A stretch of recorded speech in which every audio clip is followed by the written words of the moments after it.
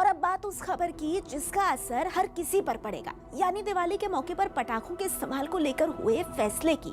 National green tribunal यानी NGT ने दिवाली और हाल के दिनों में आने वाले दूसरे त्योहारों के मौकों पर पटाखों के इस्तेमाल को लेकर अपना फैसला सुना दिया है। इस फैसले के मुताबिक दिल्ली और एनसीआर में इस बार दिवाली सन्नाटे वाली ही रहने वाली है। देश के ज्यादातर हिस्सों में भी यही हाल देखने को मिलेगा। हालांकि कुछ राज्यों ने प्रदूषण का स्तर देखते हुए पटाखे जलाने में कुछ छूट जरूर दी है, लेकिन ये महज कुछ घंटे की ही होगी। पटाखों पर पाबंदी प्रदूषण और कोरोना को देखते हुए लगाई गई है, लेकिन इसे लेकर लोगों की राय बंट गई है। पटाखों के कारोबार से जुड़े लोग इससे काफी नाराज हैं।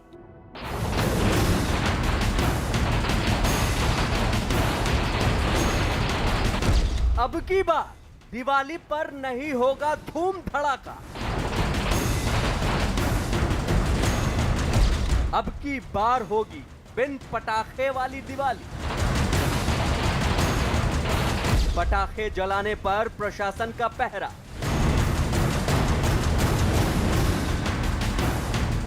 दिवाली दियों का त्योहार जरूर है, लेकिन दिवाली की दियों के साथ साथ पटाखों के लिए भी पहचानी जाती है। दिवाली की रात आसमान पटाखों के शोर से गूंज रहा होता है।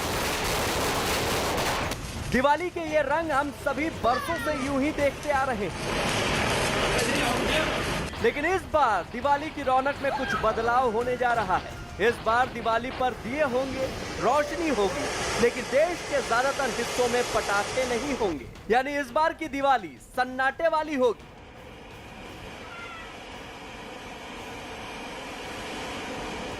क्योंकि नेशनल ग्रीन ट्राइब्यूनल ने पटाखों पर पूरी तरह से पाबंदी लगा दी है। पटाखों पर सबसे कड़ा रुख दिल्ली एनसीआर के लिए अपनाया गया है, जहां पटाखों पर पूरी तरह पाबंदी लगा दी गई है। ये पाबंदी 9 नवंबर की रात 12 बजे से 30 नवंबर की रात 12 बजे तक लागू रहेगी। इस दौरान दिल्ली एनसीआर में ग्रीन पटाखे भी नहीं जलाए जा सकते हैं। ये प्रतिबंध नेशनल ग्रीन ट्राइब्यूनल यानी एनजीटी ने लगाया है। दिल्ली एनसीआर के अलावा यही नियम उन शहरों में भी लागू होगा जहां हवा की गुणवत्ता खराब है। हालांकि कम प्रदूषण वाले शहरों में कुछ छूट की गुंजाइश है। ये पाबंदी प्रदूषण के बढ़ते स्तर और कोरोना की वजह से लगाई गई है। एनजीटी ने दिवाली के मौके पर पटाखे जलाने को लेकर जो फैसला सुनाया है, उसमें कुछ शहरों को छूट मिलने की गुंजाइश जरूर है, लेकिन ये छूट भी शर्तों के साथ होगी। इस साल दिवाली पर दिल्ली एनसीआर में पटाखे नहीं जलाए जाएंगे। एनजीटी ने अपने आदेश में साफ कर दिया है, दिल्ली एनसीआर समेत जिन राज्यों में या जिन शहरों में जो एयर क्वालिटी है वो खराब है, वहां पर भी पटाखे पूरी तरीके से प्रतिबंधित होंगी। साथ ही साथ जिन शहरों में जो एयर क्वालिटी है वो सामान्य या सामान्य से बेहतर है, वहां पर पटाखे जलाए जा सकते हैं। एनजीटी ने अपने आदेश में साफ किया है, लेकिन वहां पर भी सुप्रीम कोर्ट के गाइडलाइन का पालन करना होगा। यानी दीपावली पर रात 8 बजे से 10 बजे तक ही पटाखे जलाए जा सकते हैं, वो भी केवल ग्रीन पटाखे।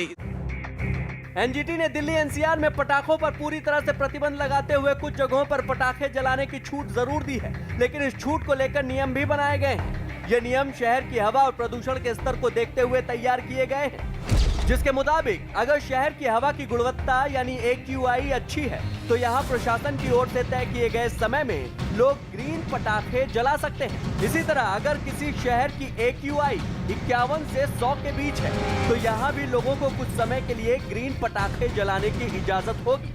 101 से 200 तक AQI वाले शहरों में भी तय किए गए समय में पटाखे जलाने की छूट मिलेगी, लेकिन उससे ज्यादा प्रदूषित शहर यानी जिसकी AQI 200 से ज्यादा है, वहाँ प्रदूषण का स्तर खराब माना जाता है और इन जगहों पर पटाखे जलाने पर पूरी तरह से प्रतिबंध रहेगा।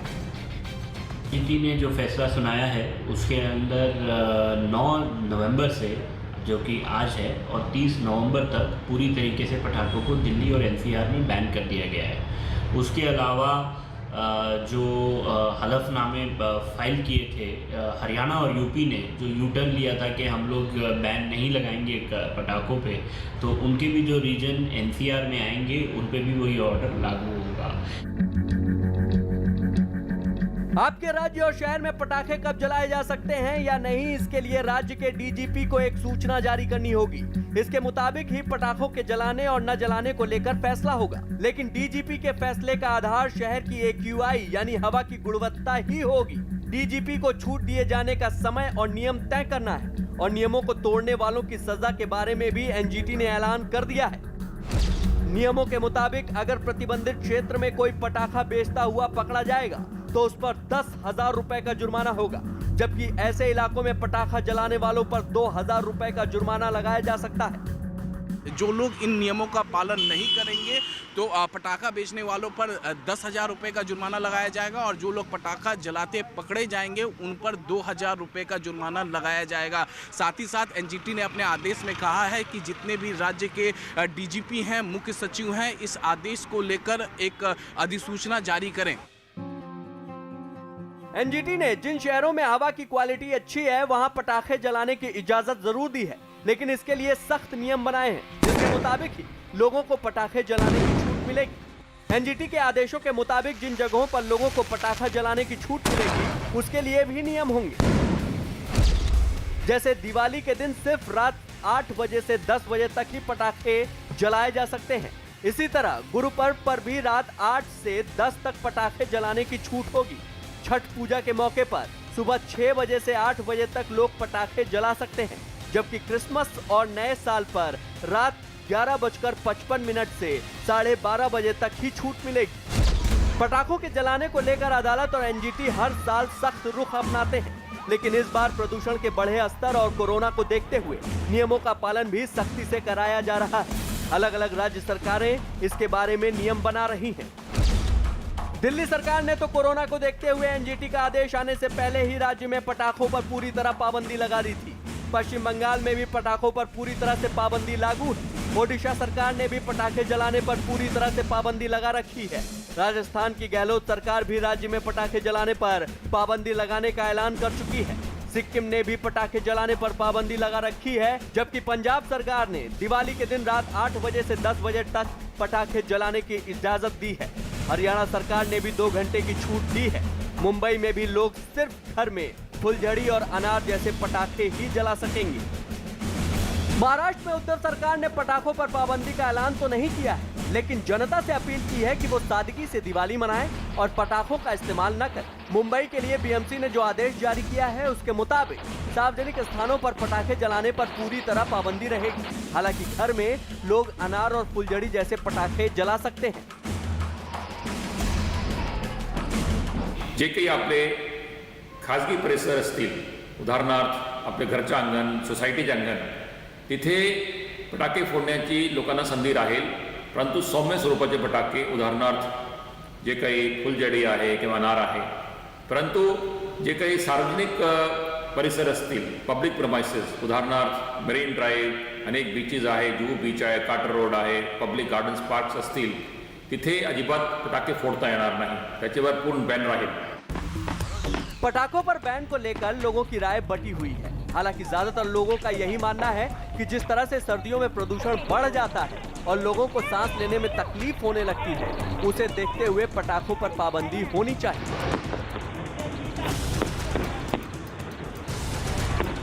क्रैकर्स तो ऐसे भी बंद होना चाहिए क्योंकि वो कहीं ना कहीं साउंड पोल्यूशन करता है, आपका एयर पोल्यूशन करता है। तो बेटर है कि हम लोग दिए जला के, जिसमें कहीं ना कहीं हम अपने जो गरीब भाई है और बहन है उनको हम सपोर्ट कर रहे होते हैं। ये बहुत अच्छा कदम है और ये देश के हित में भी है और जो पोल्यूशन जितना फैल रहा है उससे कितना आम जनजीवन, आम नागरिकों को कितना नुकसान हो रहा है, इसलिए ये बहुत ही अच्छा कदम है। अभी के पॉल्यूशन को देखा जाए तो अभी तो ऑलमोस्ट 300-400 चला गया है, तो ऐसे में पटाखे फोड़ना तो ये तो अपने को खुद को हार्म करना होगा। पटाखों पर पाबंदी के फैसले से पटाखा व्यापारी काफी नाराज हैं। कारोबारियों का मानना है कि सरकार को ऐसा फैसला 2 से 3 महीने पहले करना चाहिए ताकि व्यापारी उसी के मुताबिक अपनी प्लानिंग कर सके। व्यापारियों का कहना है कि अब उनका स्टॉक कहां जाएगा, इससे उन्हें बड़ा नुकसान हो रहा है। बहुत गलत डिसीजन है जी, क्योंकि देखो फायरवर्क्स जो है वो दिवाली वाले दिन 2 घंटे चलने हैं सिर्फ, और फायरवर्क्स का जो कंट्रीब्यूशन है वो पोल्यूशन में वो 0.2% है। पोल्यूशन के जो अदर सोर्सेज हैं, ट्रैफिक है, फैक्ट्रियाँ हैं, उन पे सर का पराली है सबसे बड़ा रीज़न। जो इस टाइम जो पोल्यूशन होता है उसका सबसे बड़ा रीज़न है पराली, वो उस पर कोई कंट्रोल नहीं है। हिमाचल प्रदेश में हुए एक सर्वे के मुताबिक प्रदेश में प्रदूषण वाले क्षेत्र में कोरोना से मरने वाले लोगों की संख्या ज्यादा है, जबकि जहां प्रदूषण का स्तर कम है वहां लोगों की मौत कम हुई है। इसे देखते हुए कोरोना सेंटर के आसपास पटाखों को लेकर काफी सख्ती बरती जा रही है।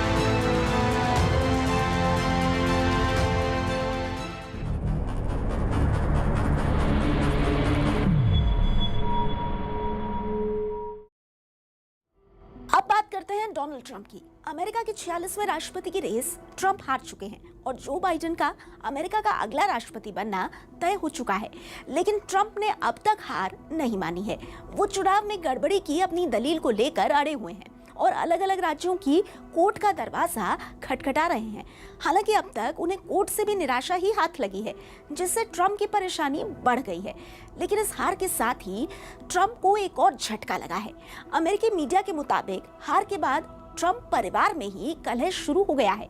यही नहीं, ट्रंप के एक पूर्व सहयोगी का तो यहाँ तक दावा है कि व्हाइट हाउस से बाहर आते ही ट्रंप की पत्नी मेलानिया ट्रंप उन्हें तलाक देने वाली हैं।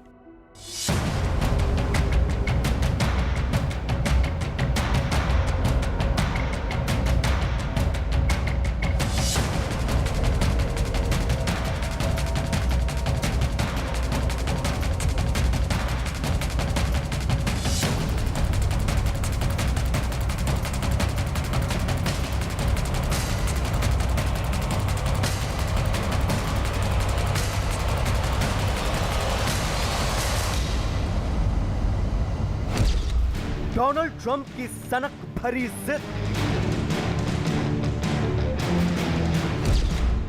चुनाव में हार मानने को राजी नहीं Trump. This is a fraud on the American public. This is an embarrassment to our country. We were getting ready to win this election. Frankly, we did win this election. Trump लगातार कर रहे हैं जीत के दावे। Twitter पर Trump ने खोला जंग का मोर्चा। घर वालों की नहीं सुन रहे डोनाल्ड ट्रंप। 3 नवंबर को अमेरिका में चुनाव मुकम्मल हो गए। 290 इलेक्टोरल वोट के साथ जो बाइडेन ने अमेरिका के 46वें राष्ट्रपति बनने और व्हाइट हाउस संभालने की तरफ रविवार को अपना पहला कदम बढ़ा भी दिया। पूरे अमेरिका के अलग अलग प्रांतों से वहां के इलेक्टोरल वोट की तमाम गिनती का सिलसिला भी करीब करीब पूरा हो चुका है और राष्ट्रपति के लिए 538 इलेक्टोरल वोट में से जो बाइडेन के खाते में 290 वोट आ भी चुके हैं, जबकि मौजूदा राष्ट्रपति डोनाल्ड ट्रंप के खाते में ये गिनती सिर्फ 214 तक ही सिमट कर रह गई है। इसके बावजूद डोनाल्ड ट्रंप इस चुनाव में अपनी हार मानने को तैयार नहीं है। ट्रंप को यह कतई बर्दाश्त नहीं हो रहा कि इस बार अमेरिका के लोगों ने उन्हें नकार दिया। ट्रंप ये मान नहीं पा रहे हैं कि अमेरिका में लोगों ने उनके फर्स्ट अमेरिका के स्लोगन को नजरअंदाज कर दिया। लिहाजा ट्रंप अब भी इसी कोशिश में लगे हुए हैं कि किसी भी तरह कोई ऐसा रास्ता उन्हें नजर आए जिससे उन्हें चुनाव में इस बार भी जीता हुआ मान लिया जाए। लिहाजा ट्रंप ने सोशल मीडिया और ट्विटर पर अपनी जंग जारी रखी है। वो 3 दिनों से लगातार ट्वीट करके यही जताने की कोशिश में लगे हुए हैं कि इस बार चुनाव में उनके साथ जबरदस्त धोखा किया गया। बल्कि वो तो यहां तक कहते सुनाई दे गए कि उनके खिलाफ फर्जी वोट का इस्तेमाल किया गया है। This is a very big moment. This is a major fraud in our nation. We want the law to be used in a proper manner. Trump ने इससे पहले एक बयान में कहा था कि बाइडेन जल्दबाजी में गलत तरीके से खुद को विजेता बता रहे हैं और चुनावी दौड़ अभी खत्म नहीं हुई है। लेकिन डोनाल्ड ट्रंप शायद ये भूल गए कि अब उनकी मिसाल खिसियानी बिल्ली खंभा नोचे वाली कहावत से दी जा रही है। बाइडेन को एक इलेक्टेड प्रेसिडेंट के रूप में देखा जा रहा है और उनकी सिक्योरिटी भी बढ़ा दी गई है। फिर उनके पास इंटेलिजेंस ब्रीफिंग जो होती है प्रेसिडेंट इलेक्ट की, जीते हुए प्रेसिडेंट की जो होता है वो भी उनकी शुरू हो गई है। और जो प्रोटोकॉल्स हैं उनको जीते हुए प्रेसिडेंट को वो उनको लगातार मिलते जा रहे हैं। व्हाइट हाउस से छनकर सामने आई खबरों पर यकीन किया जाए तो डोनाल्ड ट्रंप के दामाद जेरेड कुशनर, पत्नी और अमेरिका की फर्स्ट लेडी मेलानिया ट्रंप के साथ साथ बेटी इवांका ट्रंप लगातार डोनाल्ड ट्रंप को मनाने की कोशिश में लगे हैं कि वो अपनी हार स्वीकार करते हुए व्हाइट हाउस खाली कर दें। खबर यही है कि ये तीनों ही डोनाल्ड ट्रंप के रुख और रवैये से कतई नाखुश हैं। एक न्यूज चैनल की रिपोर्ट में दावा किया गया कि रविवार को कुशनर डोनाल्ड ट्रंप को मनाने के लिए व्हाइट हाउस गए थे, लेकिन उन्हें कोई कामयाबी हाथ नहीं लगी। रिपोर्ट का दावा है कि कुशनर की बातों को अनसुना करके डोनाल्ड ट्रंप गोल्फ खेलने चले गए। ट्रंप अपनी बात पे बहुत अड़ जाते हैं और वो जिद को छोड़ते नहीं। हालांकि उनके परिवार इस बात को समझ गया है कि वो इलेक्शन हार गए हैं, ऐसा लगता है जैसे रिपोर्ट्स आ रही है, और उनको समझा भी रहे हैं कि वो अपनी हार स्वीकार कर लें। उनकी पार्टी में भी विभाजन हो गया है। बहुत से पार्टी के लोग जो वरिष्ठ अधिकारी हैं या सेनेटर्स हैं उन या कांग्रेसमैन हैं, उन्हीं ने अपील की है कि ट्रंप को हार मान लेनी चाहिए। जो बाइडेन और कमला हैरिस के चुनाव अभियान के मैनेजर केट बेडिंगफील्ड के दावे पर यकीन किया जाए तो बाइडेन और ट्रंप के बीच कोई संवाद नहीं हुआ है और न ही दोनों के प्रतिनिधियों के बीच कोई बातचीत हुई है। सूत्रों के हवाले से एक टीवी चैनल ने दावा किया कि डोनाल्ड ट्रंप के दामाद कुशनर ने हार स्वीकार करने के बाद ट्रंप से संपर्क किया। एसोसिएटेड प्रेस ने भी रविवार को खबर दी कि कुशनर ने राष्ट्रपति से चुनावी नतीजों को स्वीकार करने का अनुरोध किया था, लेकिन हर कोशिश बेकार चली गई। ट्रंप अब भी अपनी ही जिद पर कायम है। उधर रिपब्लिक पार्टी के ज्यादातर सांसद डोनाल्ड ट्रंप के रुख पर चुप्पी साधे हुए हैं, जबकि अमेरिका के पूर्व राष्ट्रपति जॉर्ज डब्ल्यू बुश ने कहा कि नतीजे साफ हैं। पूर्व राष्ट्रपति ने जो बाइडेन और कमला हैरिस को चुनाव में जीत हासिल करने पर शुभकामनाएं भी दी। अमेरिकी चुनाव में वोटों की गिनती का काम 50 राज्यों में से 48 में पूरा हो चुका है, जबकि जॉर्जिया और नॉर्थ कैरोलिना में अब भी वोटों की गिनती का काम चल रहा है। और क्या अजीब इत्तेफाक है कि वहां भी जो बाइडेन बहुत मामूली अंतर से डोनाल्ड ट्रंप से बढ़त बनाए हुए हैं।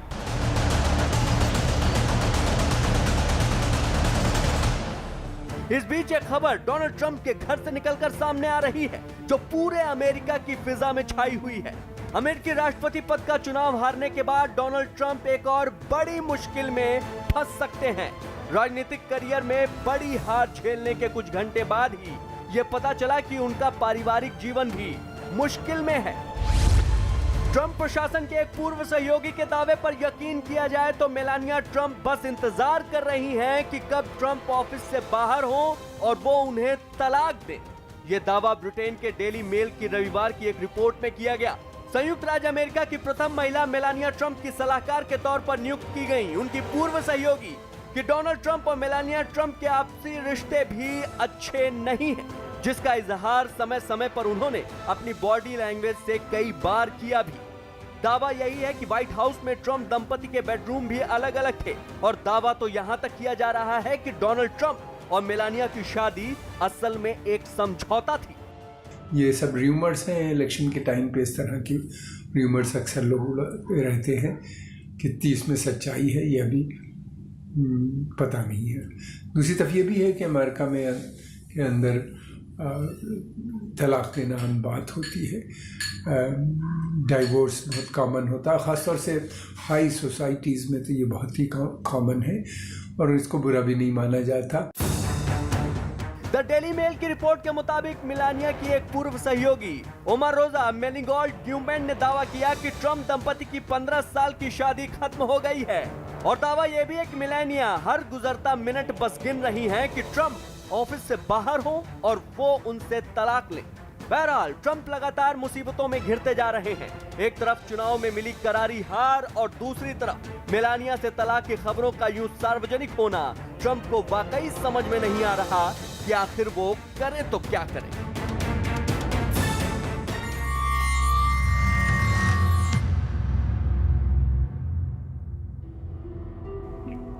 और अब बात पाकिस्तान की, जहां कुछ ऐसा हुआ है जिससे पूरे देश में हाहाकार मच गया है और इमरान खान की सरकार अंडरग्राउंड हो गई है।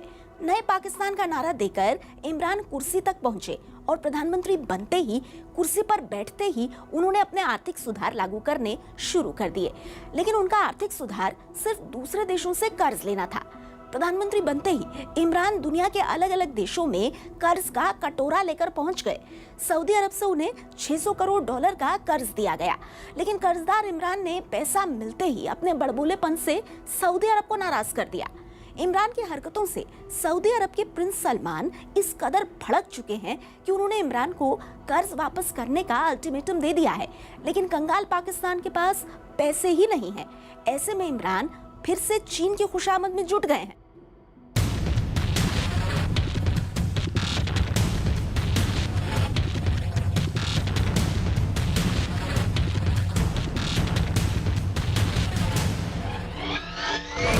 सऊदी अरब और पाकिस्तान के रिश्तों में दरार, टूटा पाकिस्तान और सऊदी अरब का दोस्ताना। इमरान से नाराज प्रिंस सलमान, लौटाने होंगे $2 अरब।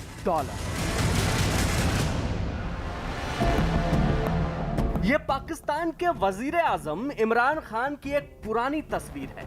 इन तस्वीरों में आपको इमरान खान का खुशामदी वाला अंदाज नजर आएगा।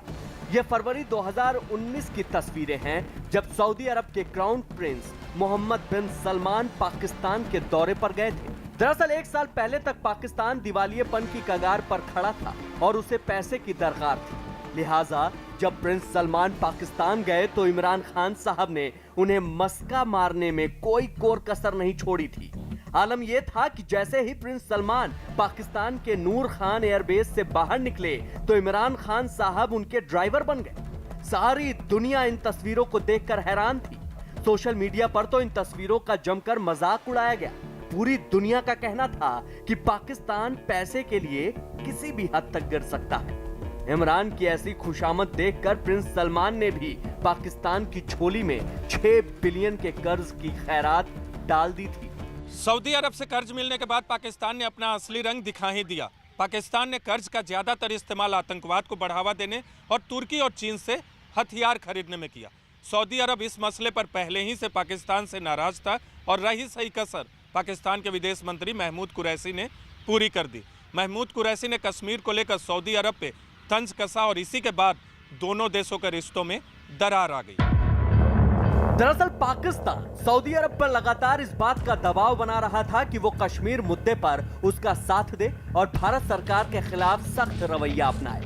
दबाव बढ़ाने को लेकर पाकिस्तान के विदेश मंत्री शाह महमूद कुरैशी ने सऊदी अरब को धमकी दे दी थी कि अगर सऊदी अरब ने कश्मीर मुद्दे पर पाकिस्तान का साथ नहीं दिया तो पाकिस्तान OIC यानी ऑर्गेनाइजेशन ऑफ इस्लामिक कॉन्फ्रेंस के दूसरे मुस्लिम देशों के साथ खड़ा होगा। बस इसी बात को लेकर सऊदी अरब के क्राउन प्रिंस मोहम्मद बिन सलमान पाकिस्तान से इस कदर खफा हुए कि अब पाकिस्तान की बोलती बंद है और इसकी सबसे बड़ी वजह है वो $2 अरब जो पाकिस्तान को सऊदी अरब को लौटाने हैं। पाकिस्तान की मांग रही कि OIC के फॉरेन मिनिस्टर्स की मीटिंग बुलाई जाए, लेकिन सऊदी अरेबिया ने ऐसा नहीं किया। नाराज होकर इस साल अगस्त के महीने में पाकिस्तान के फॉरेन मिनिस्टर कुरैशी ने यहां तक कह दिया कि अगर सऊदी अरेबिया OIC की मीटिंग नहीं बुलाता तो मैं इमरान खान से कहकर एक डायरेक्ट मीटिंग सऊदी अरेबिया की बुलाना चाहूंगा। ये सऊदी अरेबिया को बिल्कुल पसंद नहीं आया, क्योंकि ये OIC में फूट डालने की बात थी। दरअसल शाह महमूद कुरैशी ने कहा था, अगर सऊदी अरब ने कश्मीर मामले पर इस्लामिक देशों के संगठन OIC के विदेश मंत्रियों की बैठक नहीं बुलाई तो पाकिस्तान इस संगठन के समानांतर एक और संगठन की बैठक बुला सकता है। शाह महमूद कुरैशी के इस बयान के बाद से ही पाकिस्तान और सऊदी अरब की दोस्ती में कश्मीर को लेकर पड़ी दरार और गहरी होती जा रही है। पाकिस्तान के विदेश मंत्री शाह महमूद कुरैशी ने कश्मीर को लेकर सऊदी अरब को चुनौती क्या दी? सऊदी अरब भड़क उठा। कुरैशी के इस बयान से नाराज प्रिंस सलमान को मनाने के लिए पाकिस्तान ने अपने सेना प्रमुख कमर जावेद बाजवा को भी सऊदी अरब भेजा, लेकिन इससे भी कोई फायदा नहीं हुआ। कुरैशी के बयान के बाद आलम यह है कि सऊदी अरब अपनी जिद पर अड़ा है और लगातार पाकिस्तान पर इस बात का दबाव बना रहा है कि वो उसके कर्ज को अदा करे। पाकिस्तान के द एक्सप्रेस ट्रिब्यून की रिपोर्ट के मुताबिक पाकिस्तान का वित्त मंत्रालय सऊदी अरब का कर्ज लौटाने की तैयारी में है, लेकिन सबसे बड़ा सवाल यह है कि इमरान खान ये कर्ज लौटाएंगे कैसे, क्योंकि पाकिस्तान की अर्थव्यवस्था डामाडोल है और महंगाई भी चरम पे है। ऐसे में माना जा रहा है कि पाकिस्तान कर्ज लौटाने के लिए चीन से मदद मांग सकता है। सऊदी अरब ने अक्टूबर 2018 में पाकिस्तान को 3 साल के लिए $6.2 बिलियन का वित्तीय पैकेज दिया था। इसमें $3 बिलियन की नकद, $3 बिलियन का तेल और गैस सप्लाई शामिल थी। सऊदी अरब ने यह पैकेज 1 साल के लिए दिया था। पाकिस्तान को 3.3% से ब्याज अदा करना था। सऊदी अरब ने मई 2020 में पाकिस्तान से अपना वित्तीय समर्थन वापस ले लिया था।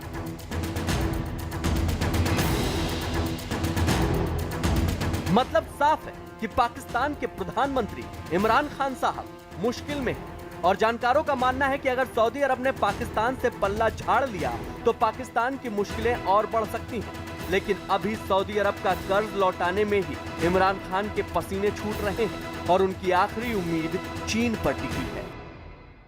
पाकिस्तान ने 4 महीने पहले ही चीन से $1 अरब कर्ज लेकर सऊदी अरब का लोन चुकाया है। अब पाकिस्तान मीडिया का कहना है कि पाकिस्तान को चीन से $2 अरब का कर्ज और लेने की ज़रूरत पड़ सकती है। अगर चीन ने पाकिस्तान को ये मदद नहीं की तो उसकी मुश्किलें बढ़ सकती हैं।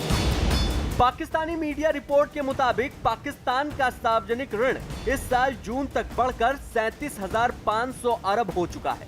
यह पाकिस्तान की जीडीपी का 90% है। पाकिस्तान 2020 में कर्ज चुकाने पर 2,800 अरब रुपए खर्च करेगा।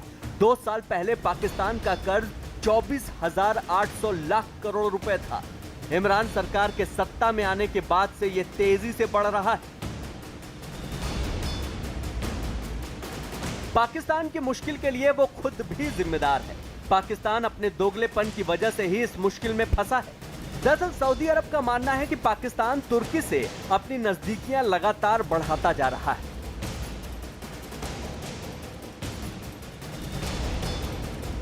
चूंकि तुर्की के राष्ट्रपति रेसेप तैयब एर्दोगान खुद को मुस्लिम देशों के खलीफा के तौर पर पेश करने लगे हैं और पाकिस्तान हथियारों की लालच में तुर्की के पीछे चल रहा है, लिहाजा सऊदी अरब पाकिस्तान की असली फितरत को पहचानने के बाद उससे अपना पल्ला झाड़ रहा है। ओआईसी में फूट डालने की बात थी और ये सब पाकिस्तान तुर्की की शय पे कर रहा था, क्योंकि तुर्की चाहता है कि गैर अरबी मुस्लिम देशों की एक पैरेलल संस्था खड़ी की जाए जिसका सरगना तुर्की हो, और पाकिस्तान इसमें तुर्की के राष्ट्रपति की मदद कर रहा है।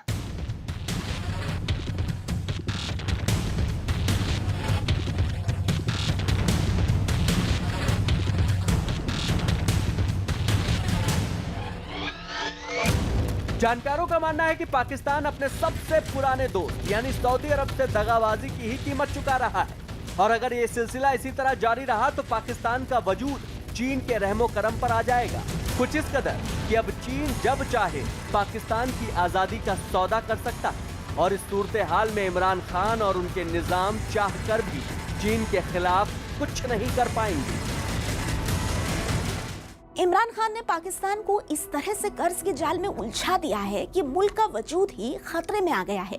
हालत ये हो चुकी है कि पाकिस्तान को अपनी जमीन तक नीलाम करनी पड़ सकती है। इसके बावजूद इमरान सच स्वीकार करने के लिए तैयार नहीं है। पाकिस्तान के पास कर्ज वापस करने के पैसे भले ही ना हो, लेकिन इमरान चीन से लड़ाकू विमान का सौदा करने में जुटे हुए हैं। इमरान के इस फैसले से पूरे पाकिस्तान में लोग भड़क उठे हैं।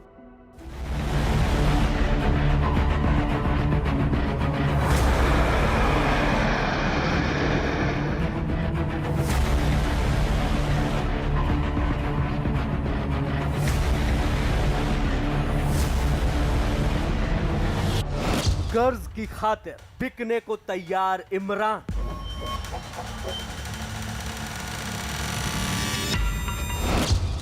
कर्ज चुकाने के लिए इमरान मांगे कर्ज की खैरात। मरियम नवाज का इमरान को अल्टीमेटम।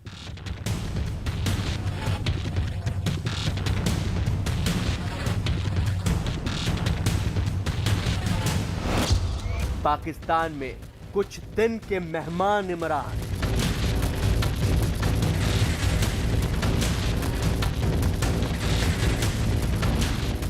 कंगाली में आटा गीला, कुछ ऐसी ही हालत है पाकिस्तान की। कमाल देखिए, पाकिस्तान के वजीर आजम इमरान खान साहब के पास मुल्क चलाने के लिए तो पैसा है ही नहीं, फिर भी उन्हें भारत के साथ होड़ करनी है। दरअसल पाकिस्तान की सेना और उसके सियासतदान भारत के रफाल से कुछ इस कदर खौफजदा हैं कि वो एक बार फिर अपने ऑल वेदर फ्रेंड चीन से मदद की गुहार लगा रहे हैं। दरअसल 4 नवंबर को गुजरात के जामनगर एयरबेस पर रफाल की दूसरी खेप आने के बाद चीन और पाकिस्तान की टेंशन बढ़ गई है। चूंकि पाकिस्तान की वायुसेना के पास रफाल का मुकाबला करने के लायक कोई भी फाइटर जेट नहीं है, लिहाजा पाकिस्तान रफाल जैसे लड़ाकू विमान लेने के लिए चीन की शरण में पहुंच गया है। पाकिस्तान एक ऐसा ग्राहक मिला है चीन को, लेकिन चीन को पाकिस्तान को देने के लिए उसको लोन देना पड़ेगा।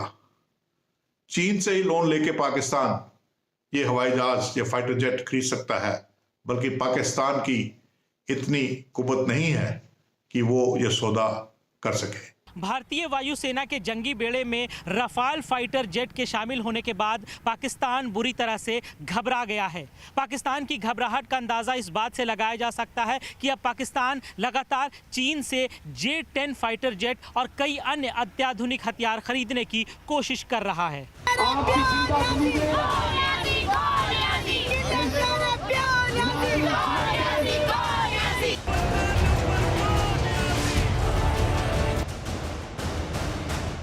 इमरान सरहद पर ही नहीं बल्कि अपने होम फ्रंट पर भी बुरी तरह घिरे हुए हैं। दरअसल पाकिस्तान के प्रधानमंत्री इमरान खान को कुर्सी से उतारने की उल्टी गिनती शुरू हो चुकी है। पाकिस्तान में पाकिस्तान का पूरा विपक्ष इमरान खान और उनकी सरकार के खिलाफ मैदान में उतर चुका है और पाकिस्तान की एक दो नहीं बल्कि पूरे 11 विपक्षी दलों ने मिलकर इमरान के खिलाफ विद्रोह की आवाज बुलंद कर दी है। अभी एक गुजरावाला का जलसा हुआ और तुम घबराना शुरू हो गए हो। तेरा शो नियाज़ी, तू बंदा नंबर 2 नियाज़ी। आलम यह है कि अब पूरे पाकिस्तान में इमरान को गद्दी से उतारने का ही शोर सुनाई दे रहा है। पाकिस्तान मुस्लिम लीग नवाज की उपाध्यक्ष और नवाज शरीफ की बेटी मरियम नवाज शरीफ ने तो इमरान खान को अल्टीमेटम तक दे डाला कि मरियम नवाज ने एक रैली में ऐलान कर डाला कि प्रधानमंत्री इमरान खान और उनकी सरकार के अब बस गिने चुने दिन बचे हैं और उनकी फेक सरकार की मियाद बहुत ही जल्द खत्म होने वाली है। मरियम नवाज का कहना है कि साल खत्म होने से पहले ही इमरान सरकार की घर वापसी हो जाएगी। पाकिस्तान एक बार फिर दिवालियापन के कगार पर खड़ा है। पाकिस्तान की सभी विपक्षी पार्टियां प्रधानमंत्री इमरान खान के खिलाफ लामबंद हो चुकी हैं। जानकारों की माने तो इमरान खान को कुर्सी से उतारने के लिए उल्टी गिनती शुरू हो चुकी है। ऐसे शख्स का मकाम गुपिस के मेरे भाइयों वजीर आजम हाउस नहीं है। ऐसे शख्स को अवाम के हवाले करो ताकि अवाम दूध का दूध और पानी का पानी कर दें। और वो वक्त आ रहा है मेरे भाइयों, वो वक्त आ रहा है। पढ़े लिखे लोगों, आप लोग बहुत समझबूझ वाले इंसान हो, तो आप लोग ये जानते हो कि जो हुकूमत आज गई या कल गई, जिस हुकूमत का जहाज डूब रहा हो, उस हुकूमत के जहाज पे कोई सवार नहीं होगा, बल्कि इंशाअल्लाह उससे छलांग लगाएंगे नीचे लोग। दरअसल पाकिस्तान में बढ़ती महंगाई से आवाम परेशान है, क्योंकि महंगाई ने पुराने तमाम रिकॉर्ड तोड़ दिए हैं। आवाम भी इमरान सरकार से बुरी तरह नाराज है, क्योंकि पाकिस्तान में पिछले 1 साल के दौरान खाद्य पदार्थों की कीमतों में तेजी से इजाफा हुआ, जिसका असर पाकिस्तान की आवाम पर पड़ा। यह बात तो पूरी दुनिया जानती है कि पाकिस्तान आर्थिक बदहाली के दौर से गुजर रहा है और इमरान खान सत्ता में आने के बाद भी पाकिस्तान को इस दौर से बाहर नहीं निकाल पाए। लिहाजा अब आवाम भी इमरान को सत्ता से उखाड़ फेंकना चाहती है।